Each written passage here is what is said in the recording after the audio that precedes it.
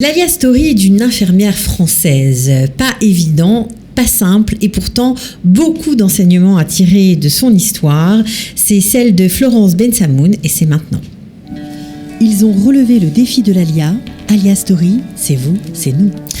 Florence Bensamoun, bonjour. Bonjour. On est super contente de t'accueillir. Merci Parce pour que l'invitation. les infirmières, c'est un débat, en tout cas une question qui préoccupe Kalita depuis très longtemps. Oui, Et je crois que tu n'es pas étrangère à toute cette histoire. probablement. Alors, on va commencer par le début, avant de tout raconter. Tu es infirmière depuis 2003 en France, infirmière anesthésiste, donc avec une spécialité qui Oui. n'existe pas apparemment en Israël. Qui n'existe pas, ouais. Depuis 2011, et tu as décidé de faire ton alia en 2015. Alors, Oui. qu'est-ce qui t'a motivé? Pourquoi, comme ça, un beau jour, alors que tu étais en pleine activité, hein, tu as travaillé en Ouais. clinique, en hôpital, etc., à Paris, dans le sud de la France. Ouais. Qu'est-ce qui t'a motivé? En fait, globalement, c'est plutôt l'antisémitisme et la montée de l'antisémitisme en France. J'ai été sensible à ça depuis le début de ma carrière professionnelle. Pourquoi tu as été confrontée à des marques d'antisémitisme, des Oui. remarques? Oui, des remarques régulières, pas tout le temps, mais comme j'ai beaucoup bougé d'endroits, en fait, pas mal de personnes, en fait, quelles qu'elles soient, que ce soit des médecins, des collègues de travail, donc des gens, quand j'étais vacataire, qui me disaient mais Bensamoun, mais pourquoi tu travailles? Et je lui c'est un anesthésiste, hein, et je lui dis pardon, je comprends pas la question. Et pourquoi tu travailles? Tu t'appelles Bensamoun, t'es juive, donc t'as de l'argent. Enfin, des choses comme ça où pour commencer une journée, c'est quand même pas génial. Surtout qu'on est là pour traiter un patient, pour s'occuper d'un patient. C'était une des remarques, mais tu as eu des remarques encore Ouais. plus... Ouais, j'ai eu un collègue qui m'a dit si tu me fais trop de problèmes, je te remets au four. Hein. Donc c'était très sympa. Voilà. Dans l'autoclave même. Ouais, dans l'autoclave, ouais, qui est donc un four en fait de stérilisation.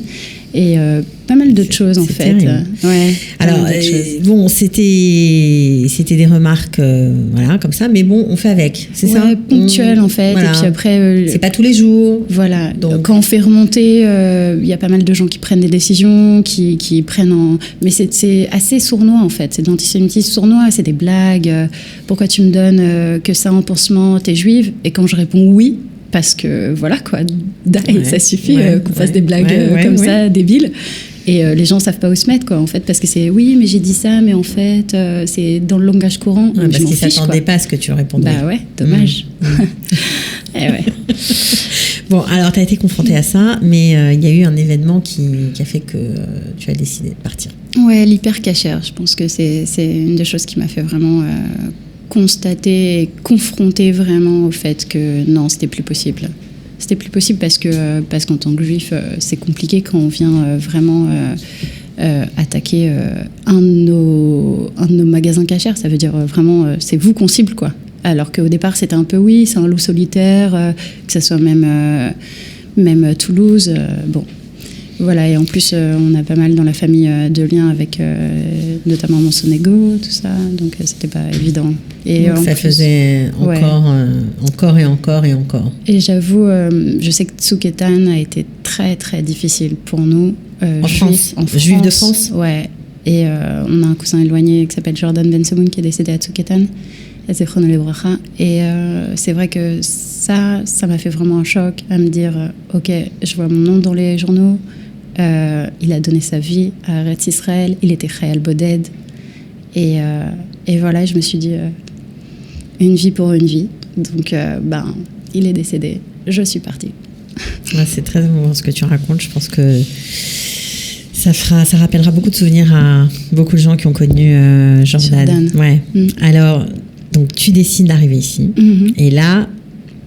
les choses n'étaient pas du tout comme on te les avait décrites. Voilà, en fait... cas en termes de travail. Ouais, en fait, toutes les personnes à qui j'ai parlé, à qui j'ai essayé de voir. À l'époque, on était quand même, ça fait quand même un petit moment, 2015, donc. Ça veut dire 2014 où je commence à te renseigner. À me renseigner. Et j'ai des mails de 2014 avec des gens qui sont hyper flous sur est-ce qu'infirmière anesthésiste ça existe là-bas, est-ce que des gens qui. À l'époque, Qualita n'existait pas, c'était le balbutiement, c'était le début. Voilà, c'était vraiment le début. Moi, je connaissais pas Qualita et personne m'oriente vers Qualita, donc de base, j'ai aucune donnée. C'était vraiment le démarrage. Et du coup, en fait, j'essaie de voir un peu les procédures d'équivalence. Alors, directement, on m'oriente vers le site du ministère de la Santé, qui est hyper lourd comme site. Il faut lire des tonnes et des tonnes de pages pour comprendre qu'est-ce qu'il faut, comment ça se passe. Aujourd'hui, il est en français. Il y a des améliorations. Voilà. Il y a beaucoup d'améliorations. Il y a beaucoup de choses qui ont été faites. Mais c'est vrai qu'à l'époque, c'était pas hyper facile. Grâce à ceux qui ont essuyé les plâtres, comme toi. Voilà.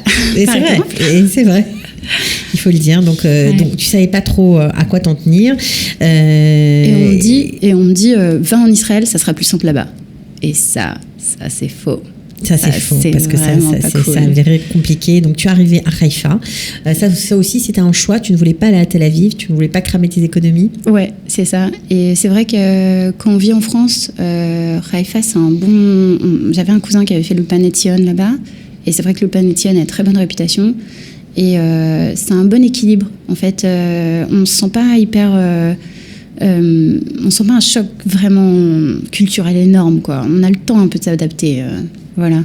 Et du coup, Haïfa, c'était pas facile. C'était pas facile parce qu'il n'y a pas beaucoup de francophones. Ouais, très peu, beaucoup de Russes. Et, tu as regretté ce choix de Haïfa ou pas? Ça t'a permis de t'intégrer plus vite? De toute façon, moi, je voulais parler hébreu, c'était obligatoire. Et je me suis dit, Haïfa... je vais parler hébreu, c'est obligé. Ouais. C'est vrai. Ouais, c'est vrai, bien sûr. C'est vrai. Je vais à Natania, ça serait même si je fais des efforts pour parler, les gens me répondront en français, donc c'est pas la peine. Tel Aviv, c'est pareil. Voilà, donc Haïfa, c'est vraiment...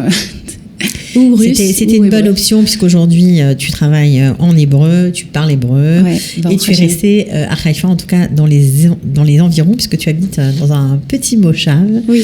Alors là, c'est toujours intéressant de savoir comment les gens trouvent leur résidence, que tu as découvert parce que tu t'intéressais à un festival un peu particulier. Est-ce que tu peux nous raconter? Oui. En fait, j'avais vu une annonce sur Yacht Time de Megadim et je savais pas du tout où c'était. Megadim, c'est un petit moshav. Voilà, c'est un moshav et je savais pas du tout où c'était. Et du coup, en fait, j'ai fait un festival de cactus à 2 kibbutz sur la route. C'est quoi faire un festival de cactus? En fait, c'est un marchand de cactus qui vient avec tous ses cactus et du coup, il y a plein de gens. On peut acheter des cactus. Voilà, qui aiment les cactus et du coup, ça s'appelle un festival de cactus. Ok. Et donc là-bas? Et du coup, là-bas, en fait, je suis passée devant Megadim et j'ai dit à mon ami, tiens, j'ai vu une annonce à Megadim. Et du coup, on est rentré et la personne, mon propriétaire, m'a dit que je pouvais pas visiter l'appart parce que la locataire se sentait pas bien, mais je pouvais regarder un peu l'endroit. Moi, j'ai trouvé ça génial. T'as adoré? J'ai adoré. Et il m'a dit, tu peux revenir demain? Je lui ai dit, non, je suis Shomrat Shabbat. Le truc qu'il faut surtout pas dire. Et bon, il m'a dit, c'est pas grave, on verra. Demain, j'ai deux visites. Et j'étais vraiment en stress le dimanche matin quand je l'ai appelé. Mais finalement, c'était pour toi. Ouais, voilà, c'était donc pour moi. Tu es restée dans les environs, comme quoi parfois la ville d'atterrissage est importante parce qu'on commence à tisser des liens, à prendre ses repères et on n'a pas envie d'en changer. Alors, ça c'était, on va dire, pour la partie civile de l'histoire. Ouais. Maintenant, pour la partie professionnelle, les choses étaient un peu compliquées et après 8 mois d'Alia, tu as pris ton petit bâton de pèlerin avec ton amie Céline Arline. Ouais. Qui était infirmière aussi. Ouais, et vous avez été à la Knesset. Ouais. Toute seule? Par invitation de Michael Ben Sadoun, ouais. Qui était à l'époque... Qui était directeur général de Canita. Ouais. Et qui du coup a cru en nous et a cru en cette cause. Et du coup, en fait, nous, on avait monté une espèce d'association parce qu'on se sentait vraiment hyper seul et il n'y avait aucune donnée sur infirmière. Et on trouvait... Vous ne saviez pas ce que vous deviez faire pour pouvoir passer vos examens, avoir vos équivalences, être reconnu, pouvoir travailler, tout simplement. Il n'y avait rien qui était clair. Voilà, tout en sachant qu'il y avait un manque de 50% des infirmières en Israël, donc c'est quand même pas très logique. Et en fait, quand on s'est intéressé au dossier, on s'est beaucoup posé de questions parce qu'on a trouvé que quand on a commencé à faire des petites statistiques, que les infirmières françaises récupéraient des notes inférieures en français, donc dans leur langue maternelle, à cet examen, de ce qu'elles récupéraient en anglais ou en hébreu.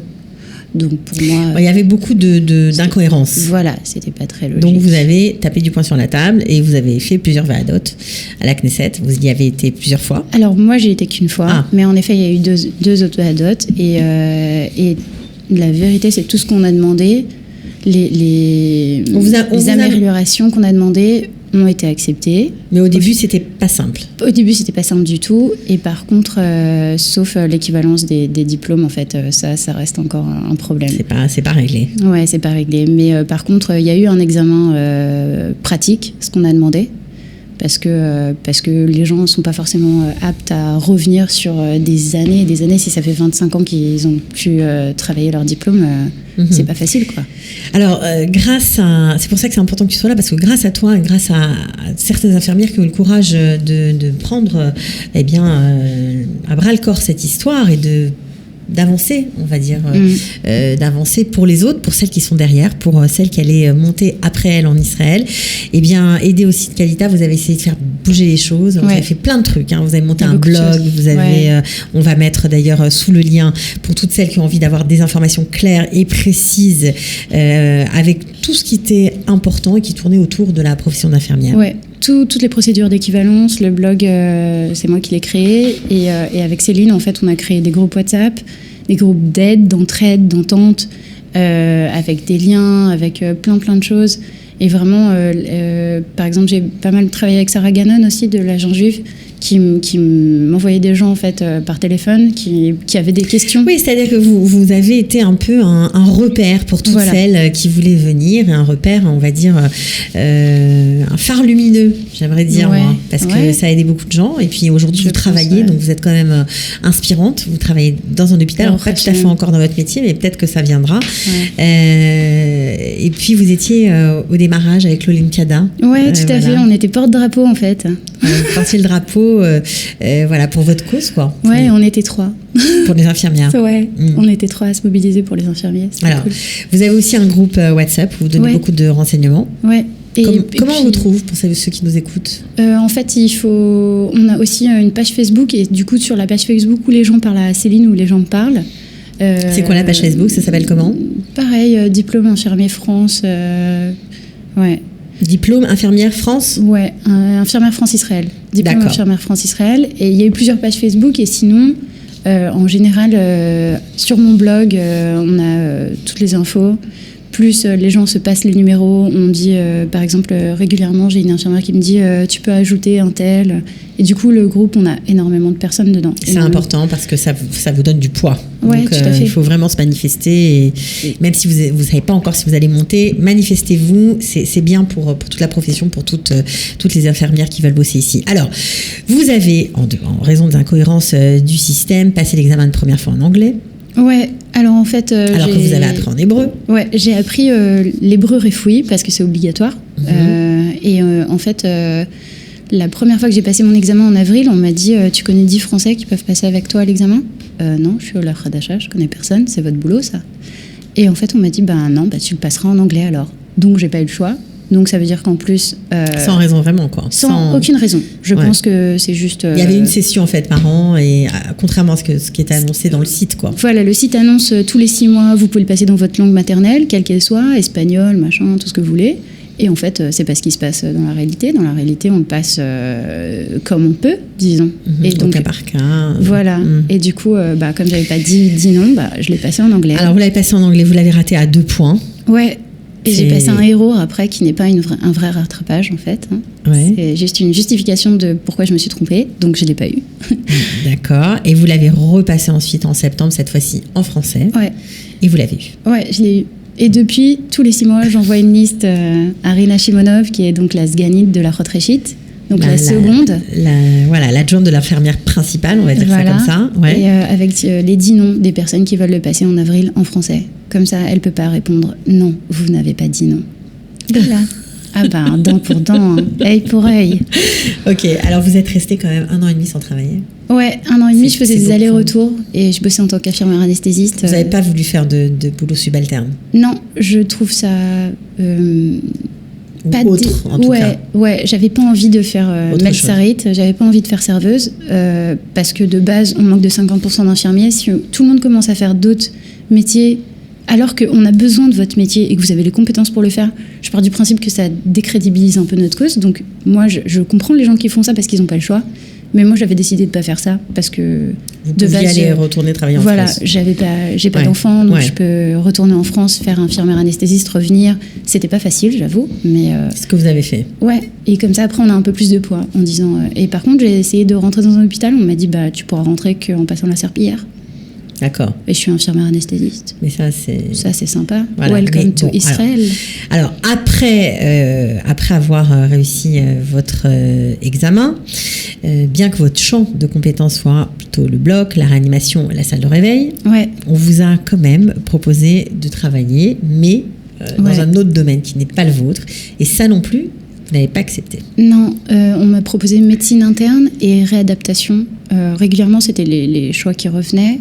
Pourquoi ? Parce qu'en fait, moi j'ai eu 61 à l'examen, la note de l'examen. D'accord. Et c'est la note qui détermine un peu si vous êtes intelligent ou pas. D'accord. Et du coup, en fonction de ça, on vous dit on va vous diriger plutôt vers des métiers un peu plus manuels, quoi, un peu. Hein, ça veut dire ça.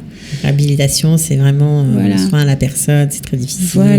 Voilà. Et puis en plus, les conditions en Israël sont pas les mêmes qu'en France. C'est sûr. Et donc vous n'avez pas du tout accepté. Non. Comme quoi, il faut savoir s'opposer parfois, parce que dans votre cas, ça a marché. Ouais, dans mon cas, ça a marché, mais c'était pas facile. C'est vrai que c'est beaucoup de. Pourquoi c'était pas facile ? C'est beaucoup de remise en question en se disant mais qui t'es en fait pour pas prendre ces postes-là, et en fait chacun fait en fonction de ses compétences et en fonction de son comportement. Moi mon comportement fait que de base je suis très technique et c'est simple, moi si j'ai que mon travail, hein, je veux dire j'ai pas d'enfant, pas de famille ici. Si je m'éclate pas dans mon travail, j'ai aucune raison de rester. Donc c'était ça mon but, je voulais le bloc opératoire, je l'ai eu, j'ai commencé 6 mois. Comment on obtient le bloc opératoire ? C'est compliqué ? C'est compliqué, Il faut avoir des contacts, il faut des connaissances.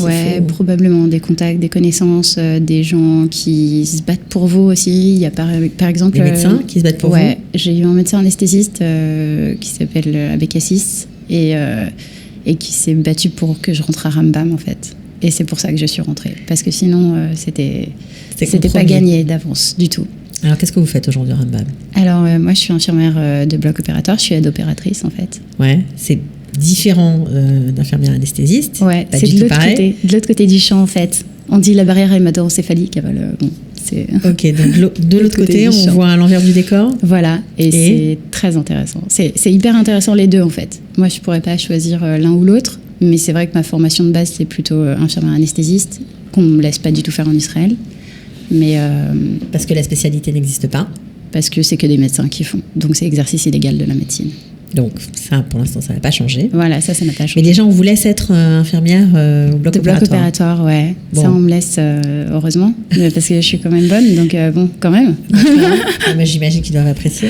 Bah ouais, ils apprécient la qualité. J'ai des évaluations très très bonnes, et la qualité de soins, notamment, j'ai des notes sur le respect du patient, de la famille et tout, mais c'est exceptionnel, quoi. Genre, ils n'ont jamais vu ça, je ne sais pas tout. Ouais, c'est une autre façon peut-être de c'est faire un choc les choses. culturel, en fait, je pense. Alors, ce qui est un peu compliqué, c'est que cet engagement que vous avez vu à l'hôpital de Rambam est conditionné. Ouais. Donc, vous êtes engagé pour 2 ans. Et dans 2 ans, qu'est-ce qui va se passer ? Alors, en fait, je suis bientôt à la fin des 2 ans. C'est ça. C'est le 17 juin. Donc, vous voyez, c'est au toto. Et ben en fait, je prends un poste dans un service spécialisé. J'ai 2 ans selon les règles et les lois du ministère de la Santé pour passer un cours qui s'appelle Alpsissi. Donc c'est un cours basique, on va dire, qui est accessible grâce à un examen. Et cet examen ne récupère que les gens qui ont un Torah Rishon. Actuellement. C'est-à-dire que pour continuer à travailler au bloc opératoire, qui est un peu considéré comme une spécialité, il faut une espèce de cours de spécialité de ce bloc opératoire. Mais pour pouvoir suivre ce cours, il faut avoir une licence. C'est ça. Or, vous avez été diplômé d'avant 2009, j'étais diplômée de 2003, voilà. Donc j'ai un équivalent licence. Et vous n'avez pas de licence universitaire parce que ça n'existait pas en France à l'époque. Voilà. Donc vous êtes dans la galère. Voilà, c'est ça. Comment vous allez faire ?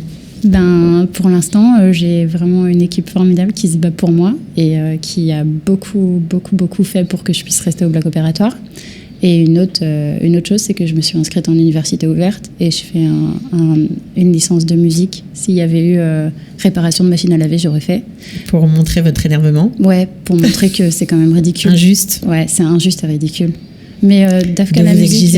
De vous exiger une licence? Ouais, on exige une licence. Bon, alors avec ça, votre licence de musique, ça va vous permettre peut-être de suivre le cours. Ouais, j'espère que avant de l'avoir, je vais pouvoir réussir et notamment Kalita se bat pour qu'on puisse y arriver en fait. Oui, Kalita est à fond sur les dossiers des infirmières. On espère vraiment pour elle que toutes les démarches qui sont entreprises aboutissent. Voilà. On ne vous laisse pas tomber. Non, mais c'est vrai, c'est important de le dire. Merci, oui. C'est vrai. Voilà, je crois que c'est un dossier prioritaire. Donc, ça devrait s'arranger quand même. J'espère vraiment. Comment c'est de bosser en Israël? Ben écoutez, c'est un choc culturel, mais c'est sympa. C'est très sympa parce qu'il y a plein de choses... Vous pouvez dire la vérité, hein, si vous ne pensez pas, vous pouvez le dire, pas de problème. Non, au début, il y a des choses qui m'ont vraiment pas plu. Et du coup, des différences de niveau d'hôpitaux, tout ça. Et quand on a bossé dans beaucoup d'hôpitaux, c'est compliqué de rentrer dans un hôpital. En fait, on ne sait pas où on rentre. Et du coup, moi, j'ai eu un choc de culture, hein, vraiment. Et les façons de faire, les process ne sont pas les mêmes. Ouais, la prise en charge du patient aussi. La qualité de soins, tous ces trucs-là que nous, on a beaucoup en France et qui ici... c'est un peu moins important. C'est beaucoup moins important. Mm-hmm. Mais en même temps, c'est culturel. Peut-être les gens, ils ne cherchent pas ça non plus. Je ne sais pas. Et du coup... Vous êtes habituée aujourd'hui? Ouais, je me suis plus habituée, mais en plus, j'ai changé d'hôpital aussi. Donc c'est mieux. Voilà. Voilà. Rambam est quand même très au niveau des normes françaises. Ouais. Alors, est-ce que vous êtes contente de vivre ici Je suis très contente de vivre ici en tant que juive et en tant que femme, en fait. Ça, c'est hyper important pour moi. En tant que femme, vous ne me l'avez jamais dit? Ouais, c'est vrai. Pourtant, c'est vrai. Pourquoi?